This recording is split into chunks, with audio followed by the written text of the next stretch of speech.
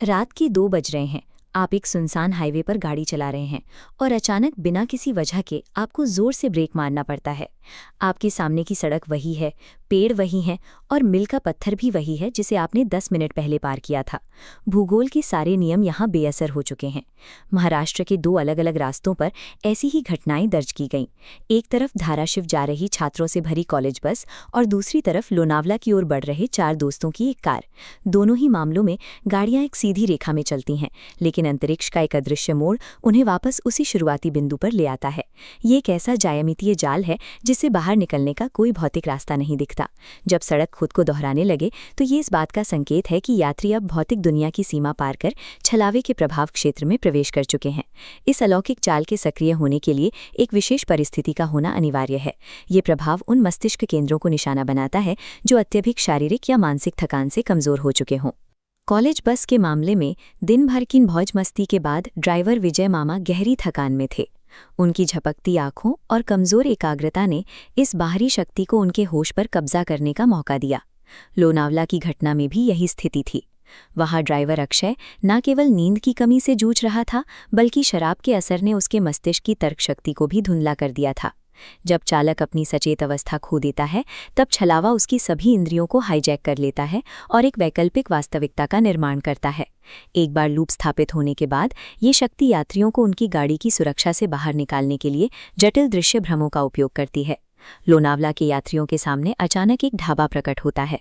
वहां परोसा गया सादा भोजन उनकी आंखों के सामने पलक झपकते ही कीड़ों और मलबे में तब्दील हो जाता है, जिससे उनकी मानसिक स्थिति और बिगड़ने लगती है। कॉलेज बस के यात्रियों के लिए ये भ्रम और भी विस्तृत था। उनके सामने बोरगांव नाम का एक पूरा गांव खड़ा किया गया, जो धुंध और रहस्यमयी शांति में डूबा हुआ था।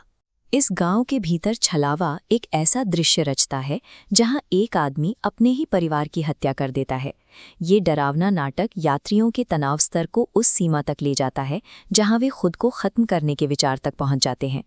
इन दृश्यों का उद्देश्य यात्रियों को सीधे चोट पहुंचाना नहीं, बल्कि उनके डर को उस चरम बिंदु तक ले जाना है जहां उनका आपसी तर्क पूरी तरह नष्ट हो जाए।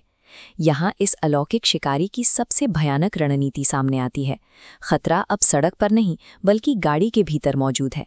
छलावा सबसे अधिक डरे हुए यात्री को चुनता है और उसकी घबराहट को एक घातक स्तर तक बढ़ा देता है।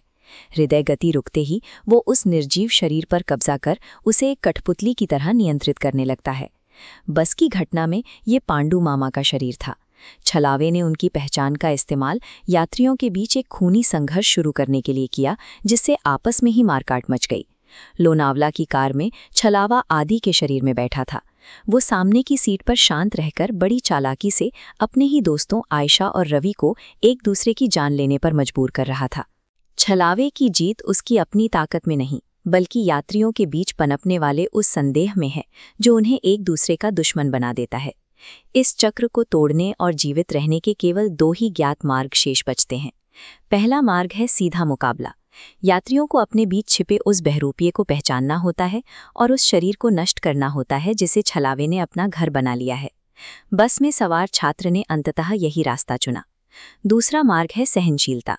यदि बहरूपिये की पहचान नहीं हो पाती तो एकमात्र उम्मीद सूर्योदय है। पहली किरण छलावे की शक्ति समाप्त कर देती है। लोनावला के दोस्त सुबह तक जीवित रहे, लेकिन उनका दोस्त आदि उनके साथ वापस नहीं लौटा। वो उस रात की पहली ही घटना में इस निर्दयी शिकारी का ग्रास बन चुका था। सड़क का लूप टूट जाना ही सब कुछ नहीं है।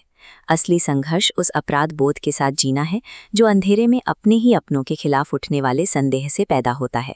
छलावा साबित करता है कि सुनसान सड़क पर सबसे बड़ा खतरा रास्ता भटकना नहीं, बल्कि डर के कारण अपना विवेक खो देना है। अगली बार जब आप रात के सन्नाटे में सफ़र करें और थकान आप पर हावी होने लगे, तो खिड़की के बाहर नहीं, बल्कि गाड़ी के भीतर के चेहरों को ध्यान से देखिएगा। सब्सक्राइब करें और देखें एक दिल दहला देने वाली हॉरर स्टोरी। बिना घबराए बेल आइकन प्रेस करना ना भूलें।